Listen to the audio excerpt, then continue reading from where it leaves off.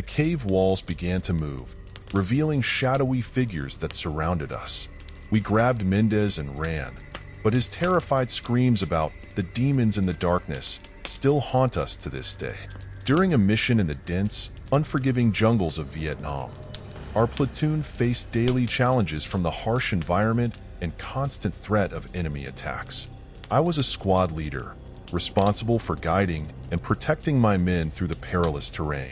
We had faced numerous battles together, but nothing could prepare us for what lay ahead. One day, our mission took a turn for the worse. We were ambushed, and in the chaos, many of us scattered into the thick foliage. When we finally regrouped, we realized that one of our soldiers, Private Mendez, was missing. It was the beginning of a nightmare that would leave us all scarred. The ambush was sudden and brutal. We were navigating a narrow path when gunfire erupted from all directions. The dense jungle provided perfect cover for the enemy, and within seconds, we were disoriented and under heavy fire. The only thing we could do was dive for cover and try to return fire. In the chaos, our unit got split up. Men scrambled to find cover, and communication broke down. By the time we managed to regroup, the enemy had retreated, but we were left counting the cost. Among the injured and the dead, we realized with a sinking feeling that Private Mendez was missing. The dense jungle had swallowed him whole. Determined not to leave a man behind, we began searching for Mendez. We called out his name, scoured the area, and checked every possible hiding spot. As hours turned into days, our hope dwindled, but we refused to give up. The jungle was vast and unforgiving, and every moment felt like an eternity. We spent days searching for Mendez, battling the harsh jungle environment as we went. The heat was oppressive, and the air was thick with humidity. Insects swarmed around us, and the constant threat of ambush kept us on edge. We followed every lead, every trace, but found nothing. The longer we searched, the more hopeless it seemed. Morale was low, and exhaustion was setting in. The jungle seemed to mock our efforts, its dense foliage hiding any trace of Mendez. Every rustle of leaves, every distant sound made our hearts race, but each time, it was nothing. Mendez was nowhere to be found.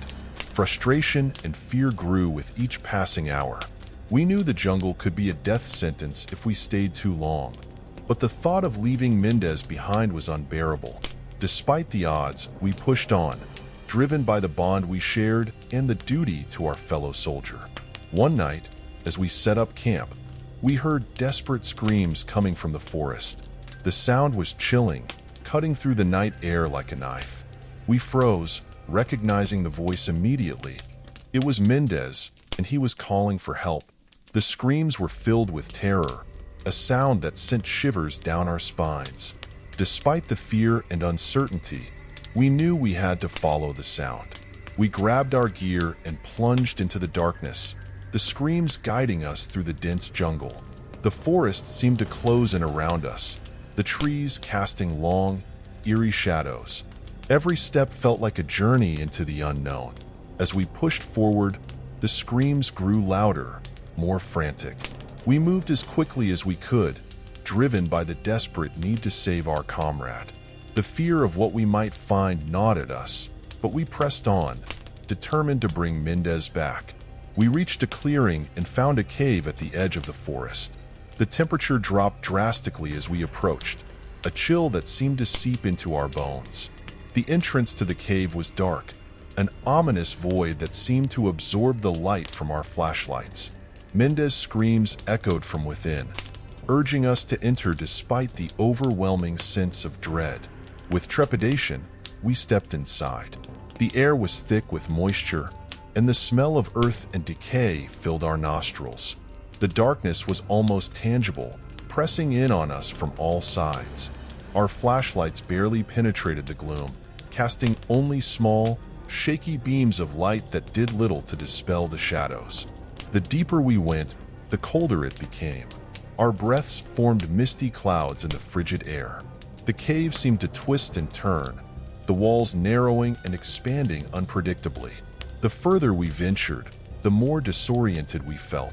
Yet, we pressed on, drawn by the desperate cries of Mendez, echoing through the cavernous darkness.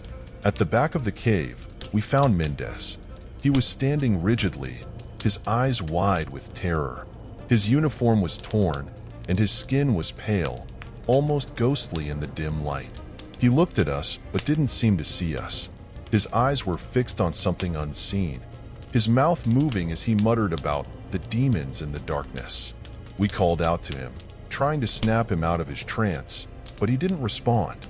His fear was palpable, a raw, unrelenting terror that seemed to permeate the air around him. The whispers began again, low and indistinct, like the murmurs of 1,000 voices. The temperature continued to drop, and the sense of dread grew stronger. As we stood there, trying to decide what to do, the cave walls began to move. Shadows shifted and writhed, taking on shapes that defied explanation. Figures emerged from the darkness, their forms barely visible, yet undeniably present. They circled us, their movements slow and deliberate, as if they were sizing us up. Panic set in as the shadows grew more distinct. They seemed to pulse with a malevolent energy, their forms shifting and changing with each heartbeat. We realized we were surrounded, the shadowy figures closing in on us from all sides. The air was thick with fear, our breaths coming in short, ragged gasps. The whispers grew louder, more insistent, as if the shadows were trying to communicate with us. Mendez's mutterings became frantic, his eyes darting around wildly. We knew we had to get out of there, but the way out seemed to be closing in on us, the shadows blocking our path. With no other options, we grabbed Mendez and made a run for it. The shadows lunged at us, their forms twisting and stretching as they reached out with clawed hands. We pushed through, the darkness pressing in on us from all sides. Our flashlights flickered and dimmed, the beams of light swallowed by the encroaching shadows. We burst out of the cave, the cold night air hitting us like a physical blow. We didn't stop running until we were far from the cave, the shadowy figures no longer visible. Mendez was still muttering, his terror unabated. We huddled together, our breaths coming in ragged gasps, the fear slowly giving way to relief. The jungle seemed almost welcoming compared to the darkness of the cave. We made our way back to camp, our minds racing with what we had experienced. Mendez was in shock, his eyes wide and unseeing. We knew we had to get him back to safety, but the journey ahead felt daunting. As we moved through the jungle, we couldn't shake the feeling of being watched. Every rustle of leaves, every distant sound made us jump. The shadows seemed to linger in our minds, a constant reminder of the terror we had faced. We moved quickly, driven by the need to put as much distance between us and the cave as possible. Back at base, Mendez was immediately taken for medical evaluation. He was never the same after that night. The fear had left an indelible mark on him, and he was eventually discharged from active duty. His mutterings about the demons in the darkness never ceased, haunting him day and night. For the rest of us, the experience left deep scars. Mendez's screams and the shadowy figures in the cave were images we couldn't shake. The jungle, once a place of danger we had learned to navigate, now held a new, more sinister threat. We avoided any mention of that cave, the memory too fresh and too terrifying. Even now, years later, the echoes of that night linger in our minds. The fear, the whispers, and the shadows have become a part of us, a dark reminder of the unknown horrors that can lurk in the most unexpected places. The missing soldier became a symbol of a nightmare we could never fully escape. Feeling scared yet? Hold on tight. The next horror awaits. Hit that subscribe button and share your thoughts in the comments. Story 2. The ghostly battalion marched through the blizzard, their disfigured faces and empty eyes sending chills down our spines. Our comrade's scream pierced the night as he ran into the storm, never to be seen again. We were a seasoned team of soldiers, sent to a remote area in Siberia to investigate an outpost that had mysteriously lost contact. The mission seemed straightforward, but the chilling silence of the snowy wasteland hinted at something far more sinister. As the team leader, I had to ensure the safety and sanity of my men, no matter what we encountered. The journey was arduous, with freezing temperatures and relentless winds battering us every step of the way. When we finally reached the outpost, we were unprepared for the horrors that awaited us. The outpost was eerily deserted. Buildings stood empty, and there was no sign of life. It was as if the entire place had been abandoned in a hurry. Bloodstains and abandoned equipment told the story of a recent fight, but there were no bodies to explain the fate of the soldiers stationed there. As we explored the outpost, the unsettling atmosphere grew heavier. Every creak of the wooden structures, every gust of wind that rattled the windows, seemed to whisper warnings. The sense of dread was palpable, a dark cloud that hung over us, making each step feel more ominous than the last. We searched every corner, hoping to find some clue as to what had happened. The longer we stayed, the more oppressive the silence became. It was as if the outpost itself was holding its breath, waiting for something to break the stillness. The tension was unbearable, and we could feel the weight of unseen eyes watching our every move. Just as we were about to regroup and plan our next move, an intense blizzard began to form. The wind howled with a ferocity that shook the buildings, and the temperature plummeted. The snow came down in thick, blinding sheets, forcing us to seek shelter immediately. We huddled inside one of the larger buildings, trying to stay warm and safe from the storm outside. The blizzard added to the sense of isolation and fear. The howling wind and the pounding snow created a barrier between us and the outside world. It was as if the storm was trying to trap us, to keep us from leaving. The walls creaked and groaned under the weight of the snow, and the cold seeped through every crack, chilling us to the bone. As night fell, the blizzard showed no signs of letting up. We set up camp inside, using whatever materials we could find to create makeshift beds and barriers against the cold. The storm raged outside, and the oppressive darkness of the night made the outpost feel like a prison. We were trapped, with no choice but to wait out the storm and hope for the best. In the middle of the night, we were jolted awake by the sound of footsteps crunching through the snow outside. At first, we thought it was just the wind playing tricks on us, but then we heard whispers, indistinct, ghostly murmurs that seemed to come from all around us.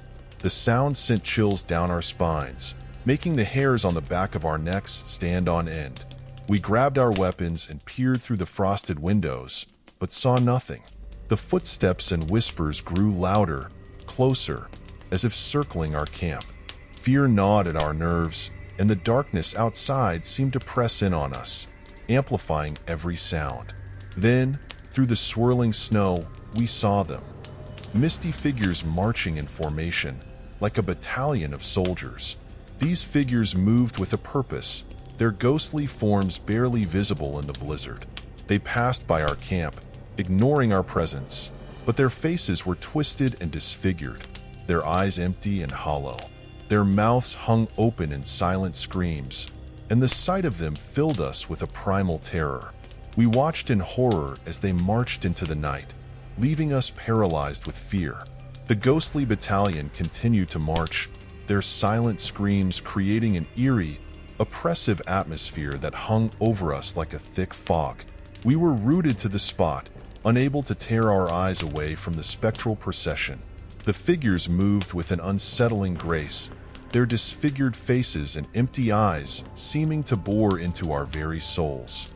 Each step they took sent a shiver down our spines, and the cold air seemed to grow even colder. As we watched, one of our comrades, Private Lawson, began to tremble. He pointed towards the battalion, his face pale with terror. "I know them," he whispered, his voice barely audible over the howling wind. "Those are our men. They were sent here before us." His words sent a wave of panic through the group. Could it be possible that the ghosts we were seeing were the soldiers we had come to find? The thought was too horrible to contemplate, but there was no denying the fear in Lawson's eyes. He continued to point, his hand shaking. "I see them. They're right there," he insisted, his voice rising in pitch. The rest of us exchanged uneasy glances, unsure of what to do. The ghostly battalion showed no signs of stopping, their silent march continuing unabated. Suddenly, Lawson's fear turned to hysteria. He began to scream, his eyes wide with terror. "They're coming for us. We have to get out of here," he shouted, his voice cracking. Before we could react, he broke into a run, heading straight into the blizzard. We called after him, but his screams were quickly swallowed by the storm.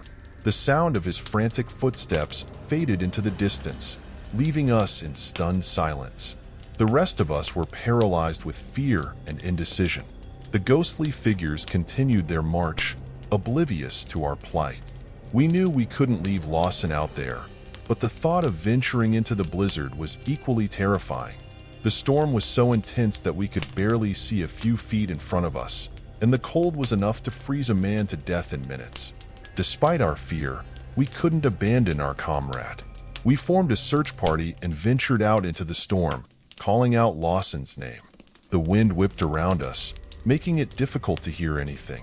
The snow stung our faces and eyes, and the darkness pressed in from all sides. Every step felt like a battle against the elements, and our voices were quickly swallowed by the howling wind. We searched for hours, but there was no sign of Lawson. The storm was relentless, and the cold sapped our strength. We were forced to return to the outpost, defeated and exhausted. The whispers and footsteps continued around our camp, adding to our sense of dread.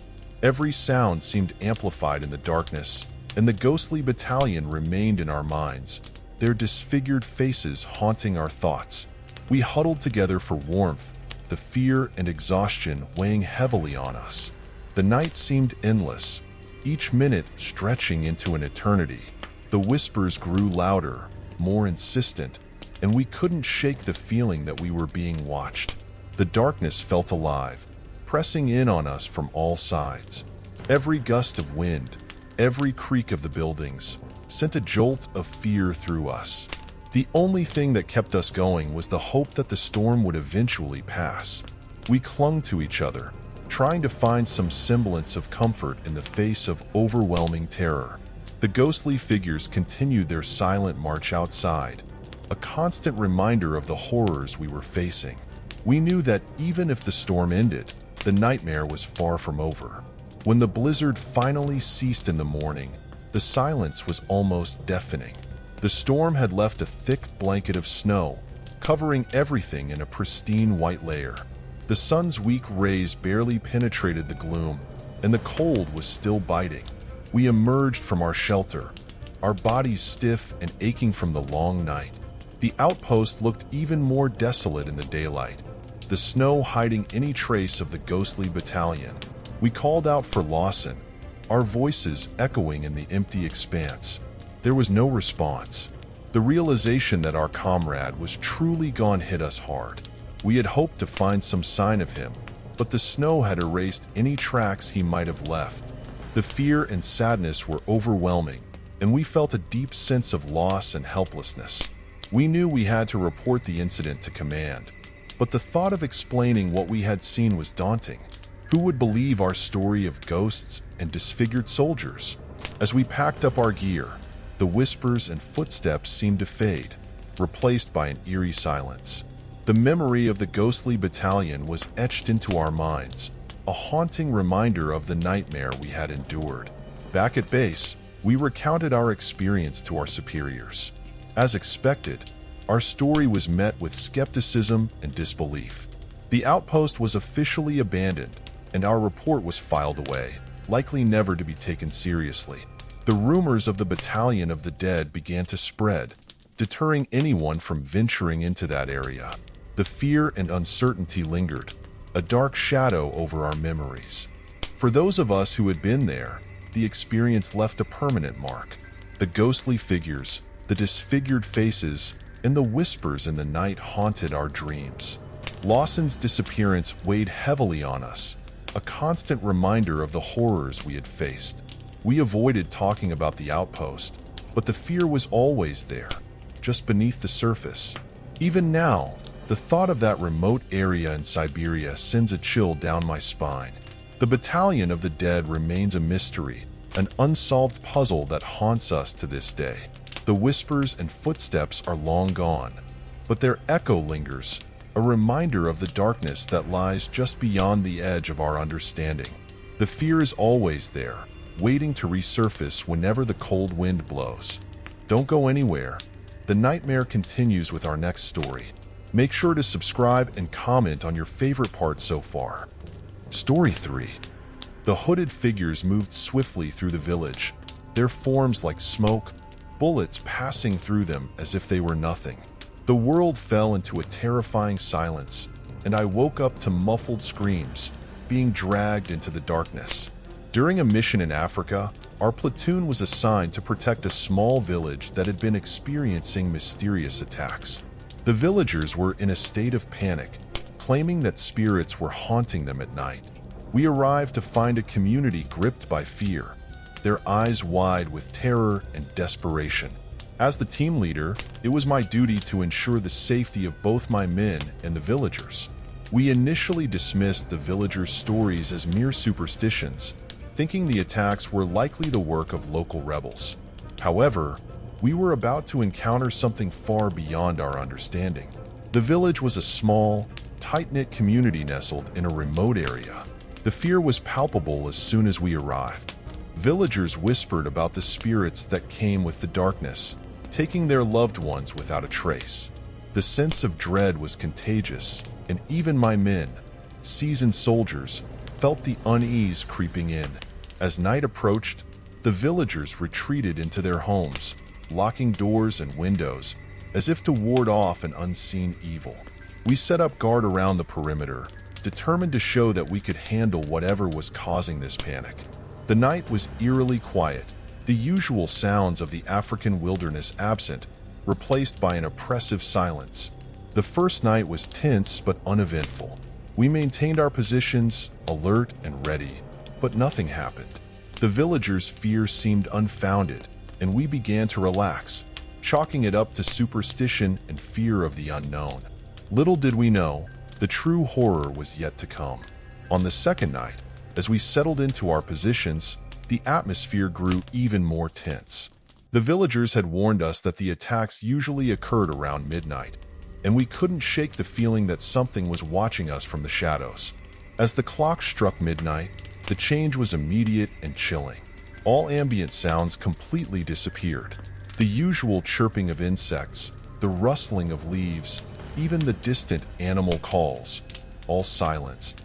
It was as if someone had flipped a switch, plunging the world into an unnatural quiet. The silence was deafening, pressing in on us from all sides, heightening our senses and our fear. We were on edge, our eyes scanning the darkness for any sign of movement. The silence was suffocating. Every breath we took seemed loud in the oppressive stillness. Then, out of the corner of my eye, I saw them. Hooded figures moving quickly between the houses, their forms barely visible in the dim light. They moved with an unnatural grace, almost gliding over the ground. My heart pounded as I raised my weapon, signaling my men to do the same. We opened fire, the gunshots breaking the silence, but the bullets passed through the figures as if they were made of smoke. The hooded figures didn't even flinch, continuing their silent march through the village, their eyes glowing with an eerie light. Panic began to set in as we realized our weapons were useless.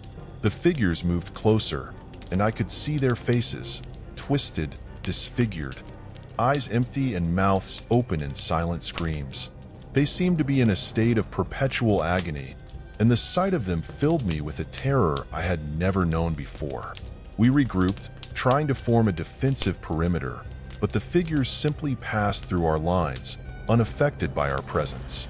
It was as if they existed in a different plane, untouchable and unstoppable. The realization that we were powerless against them was paralyzing, and a sense of dread settled over us. I woke up in the middle of the night to the sound of muffled screams. My vision was blurry, and my head felt heavy, as if I had been drugged. It took a moment to realize I was being dragged out of my shelter. I tried to fight back, but my body refused to respond. I looked around and saw my comrades being taken by the hooded figures, their faces twisted in fear and agony. The figures moved silently, their grip cold and unyielding. I could hear my heart pounding in my ears, but I couldn't scream. My vision cleared just enough to see the horror unfolding around me. My comrades were struggling, their muffled cries echoing in the silence, but the figures dragged them away effortlessly. The scene was surreal, like a nightmare come to life. I was consumed by panic, my mind racing as I tried to make sense of what was happening. The figures seemed to vanish into thin air, taking my comrades with them. The terror was overwhelming, a suffocating force that left me paralyzed. I felt myself slipping into unconsciousness. The last thing I saw was the hooded figure's empty eyes staring into mine. When I woke up, it was morning. The blizzard had ceased, and the sun's weak rays barely penetrated the gloom. I found myself back in the shelter, my body aching and my mind clouded with confusion. I had no memory of how I returned. My comrades were there too, their faces pale and eyes wide with terror. We exchanged silent glances, each of us struggling to process the horrors of the night. We tried to piece together what had happened, but our memories were fragmented. Some of my comrades recounted similar experiences of being taken and returned, their voices trembling with fear. The terror of the hooded figures and the suffocating silence haunted us, leaving us shaken and disoriented. The village was eerily quiet, the villagers hiding in their homes, too afraid to come out. The fear was palpable, a heavy weight that pressed down on us. We knew we had to leave, but the thought of venturing into the unknown was equally terrifying. We gathered our gear, our movements slow and mechanical, the reality of the situation sinking in. The sense of dread was overwhelming, and we couldn't shake the feeling of being watched. That same night, we received orders to evacuate the village. The decision was a relief, but it was also tinged with fear and uncertainty. We packed up our gear, our movements hurried and frantic. The whispers and footsteps continued around our camp, adding to our sense of dread. The villagers watched us leave, their faces a mix of fear and relief. We moved quickly, our hearts pounding with anticipation. The silence was suffocating, every sound amplified in the darkness. The hooded figures were nowhere to be seen, but their presence was felt, a lingering threat that hung over us. The fear was overwhelming, a constant reminder of the horrors we had faced. The journey back to our base was tense, every step filled with fear and uncertainty. The memory of the hooded figures and the suffocating silence haunted us, a dark shadow that loomed over our thoughts. The sense of dread was unrelenting, a constant companion that refused to leave. Back at base, the psychological impact of our experience was evident. We were deeply affected, our minds scarred by the horrors we had witnessed. The hooded figures and the suffocating silence haunted our dreams, leaving us restless and on edge. The fear was overwhelming, a constant reminder of the nightmare we had endured. We tried to move on, but the memories were too vivid, too real. The terror of that night had left a lasting impression, a dark stain on our souls.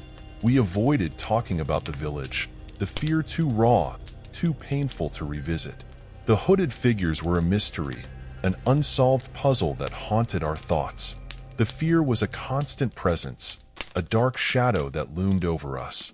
Every sound, every whisper, brought back the memories of that night. The terror was unrelenting, a reminder of the darkness that lay just beyond the edge of our understanding. The fear was always there, waiting to resurface whenever the silence became too loud. The incident was reported to command, but our story was met with skepticism and disbelief. The village was officially abandoned, the mystery of the hooded figures left unsolved. The fear and uncertainty lingered, a dark shadow over our memories. The rumors of the spirit spread, deterring anyone from venturing into that area. For those of us who had been there, the experience left a permanent mark. The hooded figures, the suffocating silence, and the whispers in the night haunted our dreams. The fear was overwhelming, a constant reminder of the horrors we had faced. We avoided talking about the village, but the fear was always there, just beneath the surface. Even now, the thought of that remote village in Africa sends a chill down my spine. The hooded figures remain a mystery, an unsolved puzzle that haunts us to this day. The whispers and footsteps are long gone, but their echo lingers, a reminder of the darkness that lies just beyond the edge of our understanding. The fear is always there, waiting to resurface whenever the silence becomes too loud.